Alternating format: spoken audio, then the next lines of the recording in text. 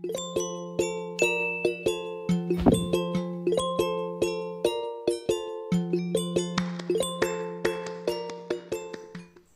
get started, I am going to make a brine for my chicken. So here I have 1 gallon of water.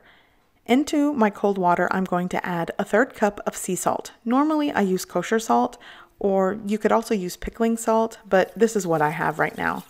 So into the water it goes. And now I'm going to add a 1/2 cup of sugar. Here I have sugar cane, like pure sugar cane sugar. It's like azúcar morena. You could also use brown sugar or white sugar. So into the water that goes. And my last ingredient, I am using apple cider vinegar. This is a 1/4 cup of apple cider vinegar. Now, when making a brine, you can get super fancy and add other aromatics, peppercorns, lemon, thyme. I just do things simple. Salt, water, apple cider vinegar. I'm going to dissolve everything, mix it around until it dissolves, and that's it. But definitely you can add whatever aromatics and other flavors you want into your brine. As you might know, if you're a regular on my channel, I just do things simple and convenient. So now that everything is dissolved, I'm pretty much going to be adding my chicken. And I also want to add that if you're going to brine, I make sure I brine my chicken with this amount of salt-sugar ratio for at least 12 hours. So here I have a 5-pound whole chicken, and I'm just going to submerge it in my brine. I'm going to place something heavy on top to make sure it stays submerged, and I'm putting this in the fridge overnight. Now, if you have a question of how about if 4 hours, 6 hours, 8 hours, something less, I'm going to be honest, I don't know. So for best results, I just suggest you do it overnight. So if you know you want chicken and you want to brine it, just do it the night before. So it's the next day and I'm ready to get things started. This has been brining overnight, roughly 12 to 13 hours. So what I'm going to do is just remove everything, discard the brine, and I am going to rinse my chicken very well in cold water. And if you notice, this video is going to be long, and that is because I wanted to show you a full meal that I'm cooking for dinner today. So I'm also going to include a roasted potato video. So stay tuned for that. That'll be after I start making the chicken. Okay, so my chicken is rinsed. I'm patting it dry, inside, outside. You want to work with dry skin because eventually I'm going to add some oil and seasonings and spices. Okay, so my chicken is dry. Now I'm going to add oil all over the skin. I'm actually using avocado oil. I meant to use olive oil. I grabbed the wrong bottle, but this works. Use the oil you have on hand. So once I oil my chicken, I am just going to season it to taste. I'm using a chicken rub that I just put together. It's basically Lowry seasoning salt, lemon pepper, garlic, and onion powder.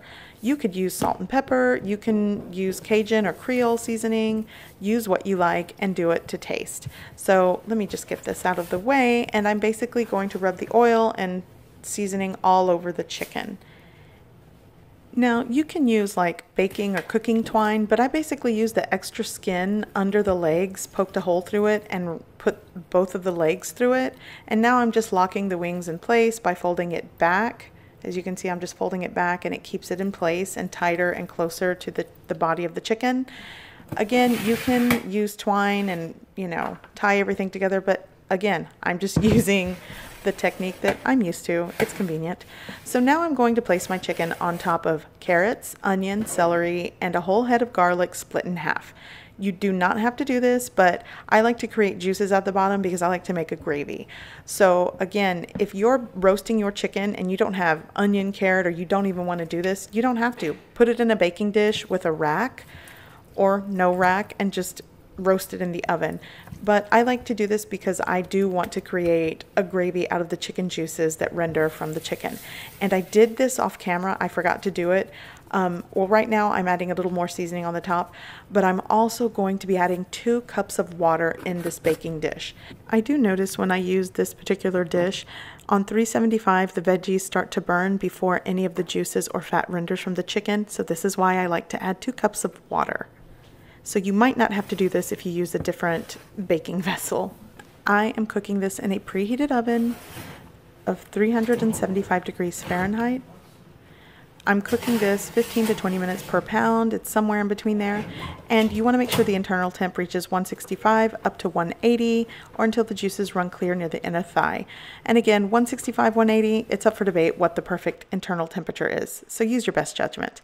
So now moving on to baked cottage fries. Here I have 4 russet potatoes. These are like medium-sized potatoes and I don't know the weight. I just had literally 4 potatoes that needed to be used. Actually, I had to slice one because it started to go bad on the end. So all I'm going to do is do sliced rounds. And the bigger parts of the potato, I might slice them in half just to make them more manageable. But all I'm doing is slicing them into maybe less than a ½ inch, not a ¼ inch, but like somewhere ½ inch, less than a ½ inch. I'm not really measuring. Again, you know me, I'm not a professional. I just do what's convenient. So I'm just going to keep slicing all of these up. Now, having said that, I know there are tons of ways to make a crispy roasted potato. If you are not roasting chicken, you probably want to roast this somewhere between like 450, 400, 425. But I am roasting a chicken at 375. Therefore, I will be roasting these at 375. And I find cottage fries, slicing them thinly, really cooks best when I'm roasting a chicken in this way without parboiling it. You notice I'm not parboiling my potatoes, which is a really popular method to achieve a crispy, crunchy exterior to your potato. Basically, you want to parboil it and then zhuzh it around to create texture on the outside. So when you roast it at a high heat in your oven, it creates this crispy exterior and soft center to the potato, which it's really delicious. But this is not that kind of recipe. This is a convenient recipe, roasting potatoes alongside my roasting chicken. So these potatoes are sliced. Now all I'm going to do is use oil and season them to taste. Season them with, I'm going to use lemon pepper and dill combo. I like that combination for today, but you can use whatever you like. Salt and pepper, all seasoning, Cajun or Creole seasoning, whichever you like. Keep it simple or dress it up. It's up to you. Here I am going to add several tablespoons of olive oil to my potatoes. And again, I am roasting these at 375, which is the smoke point for olive oil. So if you're going to be roasting these at a higher temp, just consider maybe using an oil with a higher smoke point. So now that I've oiled these, I'm also going to add some lemon pepper.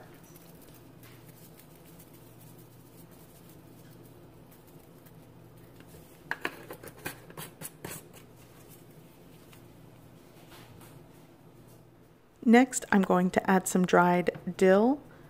Again, seasonings and measurements and the amounts are up to you.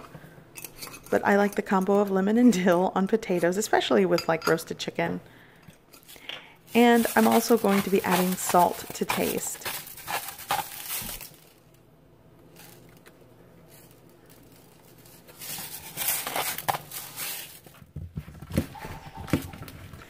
Once they are all seasoned and oiled, you just want to mix them around in the baking sheet to make sure that it's all coated.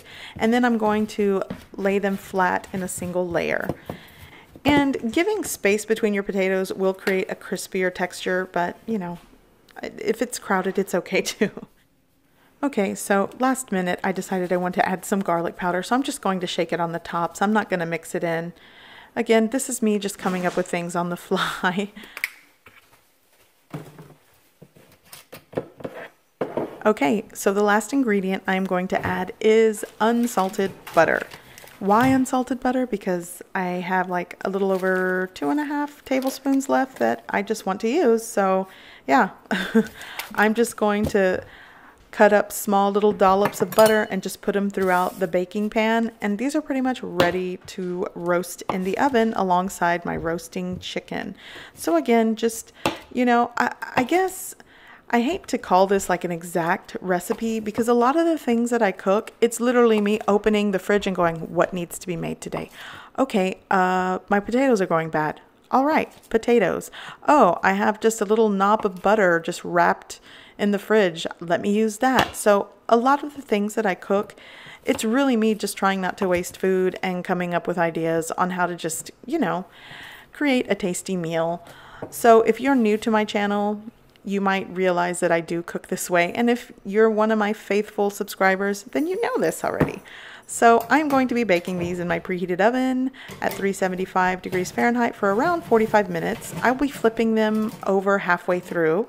Now, please excuse my dirty oven. I need to clean it, but I wanted to show you what it looks like with the chicken and the potatoes roasting. Okay, so it has been 25 minutes and this is what my potatoes look like so far. I am going to flip them over. And as you can tell, there's some pieces that got really brown more than others. And that's probably because, one, my oven needs to be tweaked. It doesn't cook evenly. And that probably had like a big dollop of butter on it.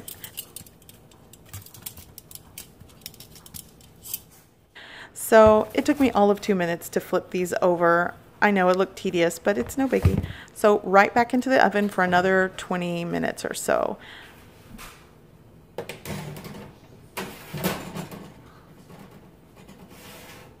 Okay, so my potatoes are ready, and I have a busy kitchen right now.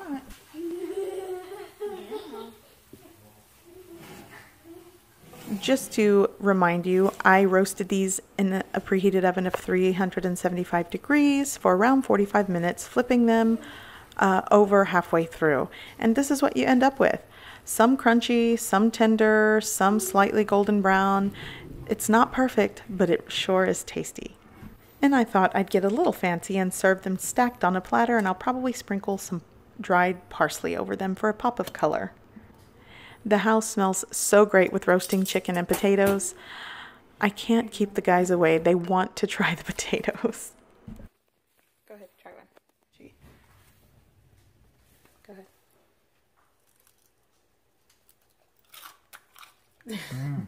Excellent. Yeah. How about one more? Okay.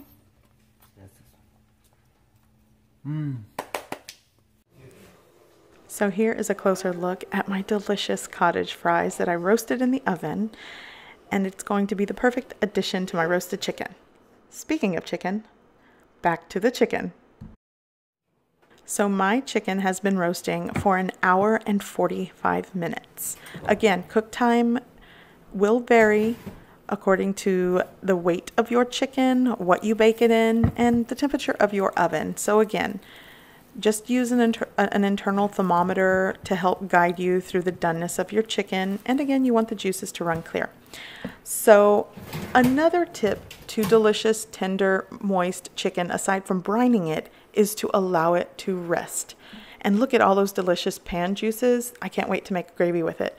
So I'm going to let my chicken rest for at least 30 to 45 minutes. Yes, I know, that's a long time, but trust me. Let it rest, because you don't want all the juices to just leak out, run away, and you end up with dried chicken when you want to eat it. And you notice the fat and the skin that I used to tie the legs up with did render, so it turned out to be crispy. So here I placed it on a cutting board, and I'm going to let it rest. I'm going to let this rest for 45 minutes. Now, 30 at least, but I suggest 45. So here's what I'm left with, and I'm going to make a gravy with all of this. I'm going to scoop out all of the aromatics and press it through a wire mesh to just get out all the juices and goodness from all of those pan juices.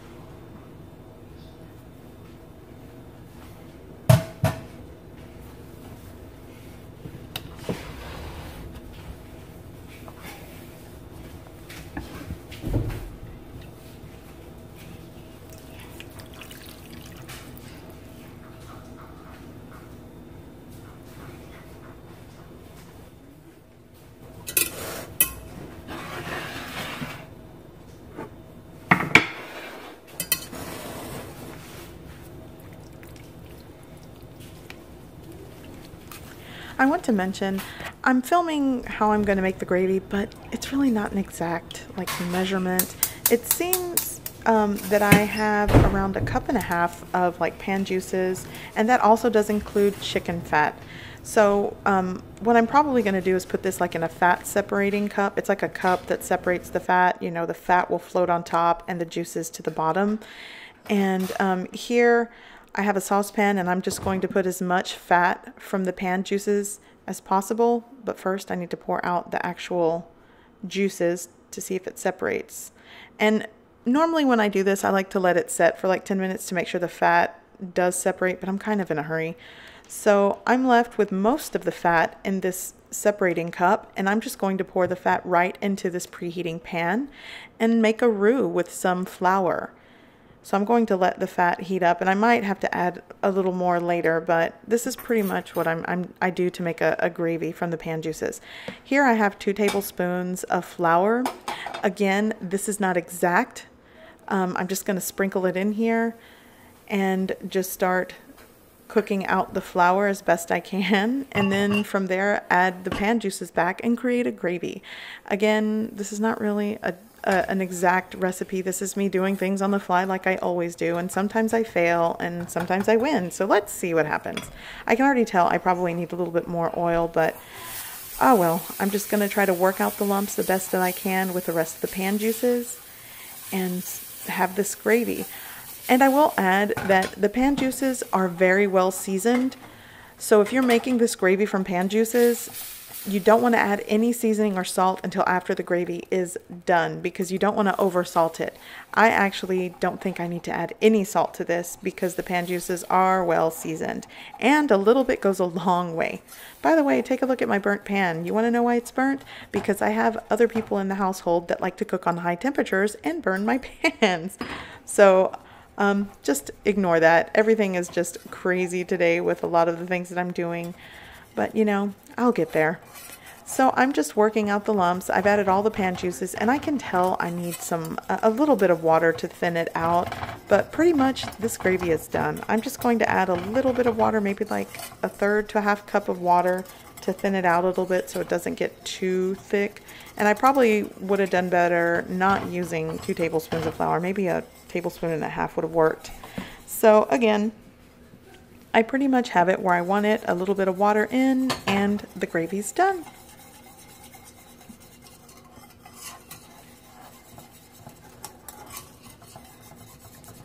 I'd like to mention, as always, the ingredients and measurements will be located in the description below this video. I will have the ingredients and measurements for what I used for the brine, the chicken, and the potatoes. The gravy, well, it was just, you know, my own creation to try to get gravy, so I'll include what I did also if you want to know. So my chicken is well rested, and I'm ready to carve this because we are all hungry. So what I like to do when your chicken is well cooked, it basically just wants to fall apart, and it's easy to find the joints. And once you find the joint, you really don't have to like hack at it. It'll cut right off and separate on its own. And I'm really not putting a lot of pressure on my knife to cut the thigh off because, again, this chicken is well cooked, it's brined, it's tender, it's rested, so it should be easy to cut. And I'm just going to cut the leg away from the thigh, and then I'll probably cut a wing and breast meat. And we're probably going to eat half the chicken today, and I will probably have a round 2 leftover chicken recipe with the rest of the chicken.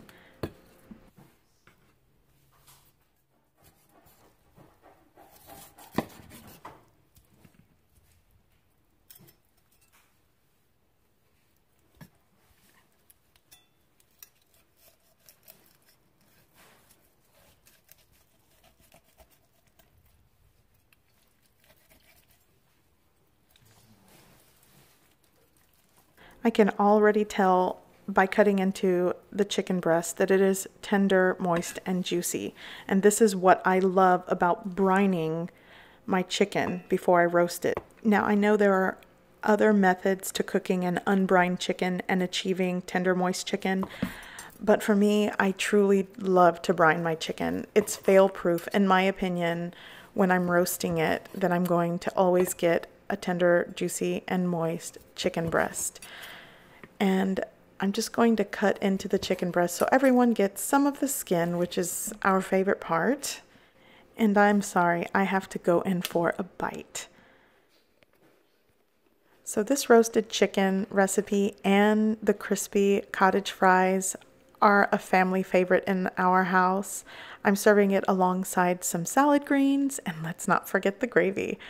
So I hope you give this recipe a try. I hope you like it, and thanks for watching.